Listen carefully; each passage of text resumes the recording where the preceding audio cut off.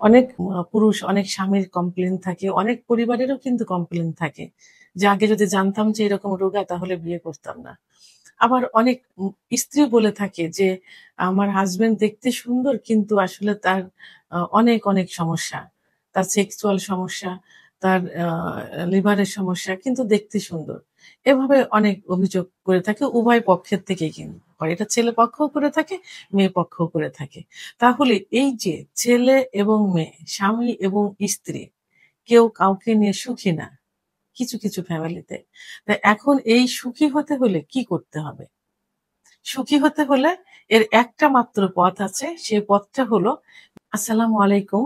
আমি প্রভাষক doctor Rikta Parveen, homeopathy এবং আয়ুর্বেদিক চিকিৎসক। আজকে খুব গুরুত্বপূর্ণ একটা বিষয় নিয়ে আলোচনা করব। যে বিষয়টি আ এখন প্রত্যেকটা ফ্যামিলিতেই আ দেখা যায়। সেই সমস্যাগুলোর মধ্যে যেমন কিছু পুরুষ বলে যে, "বিয়ের পর থেকেই আমি আমার স্ত্রীকে নিয়ে প্রচণ্ড সমস্যায় আছি। আমি জানতাম না যে সে রোগা। সে বিভিন্ন রোগে-শোকে আক্রান্ত। বিয়ের পর থেকেই ডাক্তারের কাছে যাচ্ছি, টাকা-পয়সা শেষ করছি। তার সাথে কোনোভাবেই আমি সুখী না।" বিয়ের আগে আ আমরা তো মেয়ে দেখতে যাই, ছেলে দেখতে যাই। তার আগে যখন একটা চাকরিতে আ আ জয় মানে অ্যাপ্লিকেশন করা হয়, দরখাস্ত করা হয়, তখন আমরা একটা ছিপি দিয়ে থাকি। আমাদের জীবন বৃত্তান্ত, আমাদের শিক্ষাগত যোগ্যতা একটা ছিপি আকারে জমা দিয়ে থাকি। ঠিক সেইভাবে একটা পুরুষ, একটা মহিলার শরীরে কি রোগ আছে, সেই রোগগুলো আগে পরীক্ষা করতে হবে। পরীক্ষা করে সেই রিপোর্টগুলো ছিপি আকারে প্রয়োজনে ছেলে এবং মেয়ের কাছে দিতে হবে।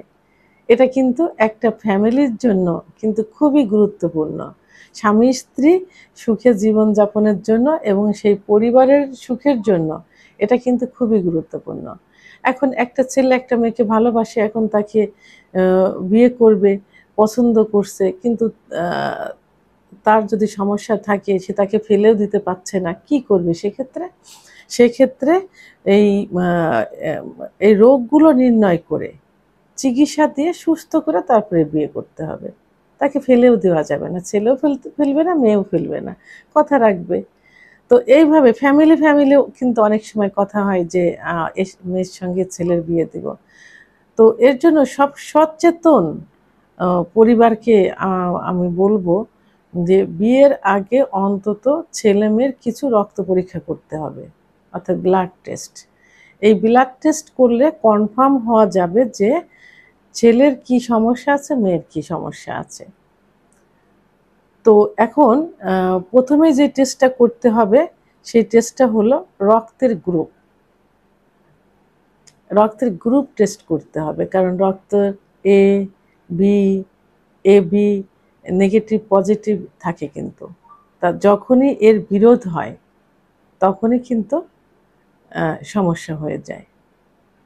এই সমস্যাটা দেখা যায় তার গর্ভকালীন অবস্থায় দেখা যায় এবং নবজাতক সন্তানের দেখা যায়। তো এখন যদি সচেতন থাকে যে নেগেটিভ পজিটিভ সেই ক্ষেত্রে আ বাচ্চা জন্মগ্রহণের ম ২৪ ঘন্টার মধ্যে এর টিকা আছে সেই টিকা নিলে কিন্তু এটা আ মুক্তি পাওয়া যায়।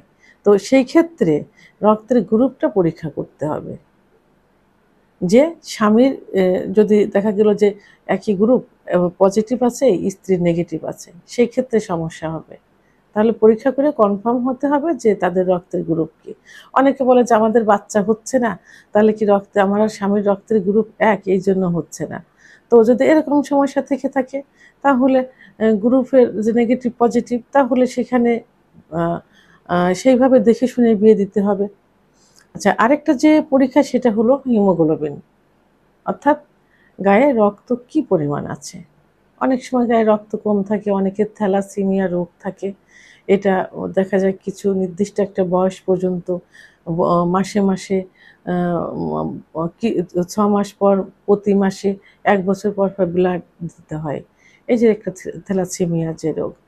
তা এবং যদি রক্ত শূন্যতা থাকে তাহলে বিভিন্ন রোগ-শোকে ভোগে। জি এ জীবনী শক্তিটা কমে যায়। এবং আ রক্ত শূন্যতা থাকলে